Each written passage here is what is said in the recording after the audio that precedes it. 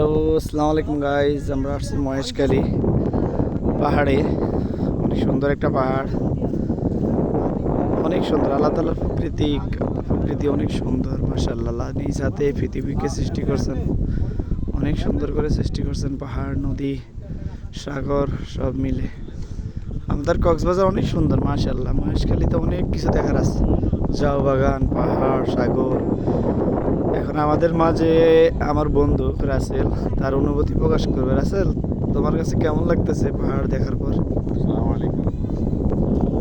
হ্যাঁ, আসছি। আমি মহেশখালী আসছি। এখন একটা পাহাড়ে উঠছি। এখানে পাহাড় আছে, আমি আগে জানতাম না। আমি বান্দরবান গেছি, ওখানে পাহাড় দেখছি। এখন এখানে পাহাড় দেখছি। এখন আরেকটা জিনিস দেখছি এখানে, পানের বর। এটা আমি আর কখনো দেখি নাই। এগুলা পানের পর, এগুলা পানের পর। আমি আর কখনো দেখিনি পানের বর। এখানে আসার পর আমি দেখলাম।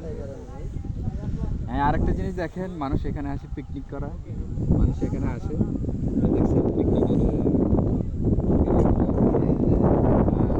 পাহাড়ের প্রত্যেকটা পাহাড়ের মাঝখানে এখানে পানের বর এখানে আছে, তার উপরে আছে, তারপরে আছে।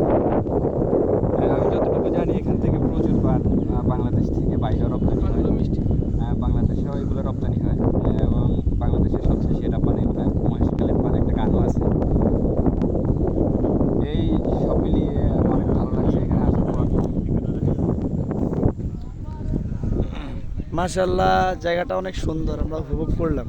এখানে আমাদের অনেক ছোট ভাইরাও আছে, ছোট ভাই বড় ভাই মিলে আমরা সবাই আসছি। আপনারা সবাই আমাদের জন্য দোয়া করবেন, আর সবাই আসবেন, কক্সবাজারে আসবেন, প্রাকৃতিক সৌন্দর্যগুলো দেখবেন। আল্লাহ হাফেজ।